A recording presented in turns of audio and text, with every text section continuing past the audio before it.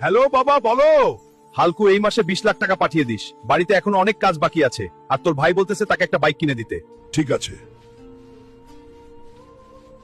পরিবারের কাছে কি আমি শুধু একটা টাকার মেশিন? কেমন আছি, কি করতেছি, কবে বাড়ি যাব কিছুই জিজ্ঞেস করে না। শুধু টাকাই প্রয়োজন, তারা প্রবাসীদের দুঃখ কেউ বুঝে না রে। তোর ভাইয়ের বিয়ে ঠিক হয়ে গেছে, 30 লাখ টাকা পাঠিয়ে দিস। আর তোর বিয়েতে আসার দরকার নাই, আমরা লোকেদের বলবো কাজের জন্য আসতে পারিসনি।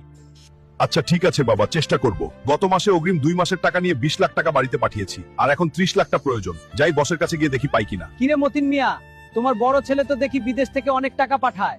আরে না ভাই, এই বাড়ি জমি জমা সব আমার ছোট ছেলে তার ব্যবসা দিয়ে করেছে। হালকু তো 2 বছর ধরে বিদেশে, এখন একটা টাকাও পাঠালো না। বিদেশে গিয়ে তো সে মেয়ে নিয়ে ব্যস্ত।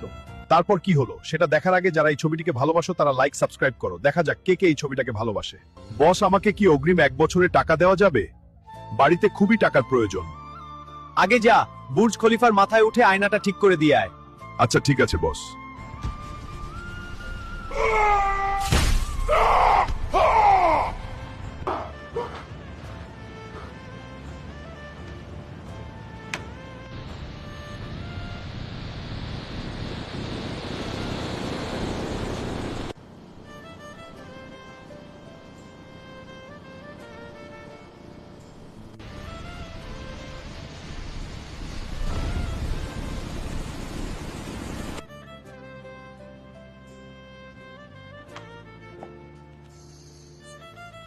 এই নাও চাচা, 30 লাখ টাকা বাড়িতে পাঠাবে বলে হালকু অসুস্থ থাকার পরও কাজে গিয়েছিল।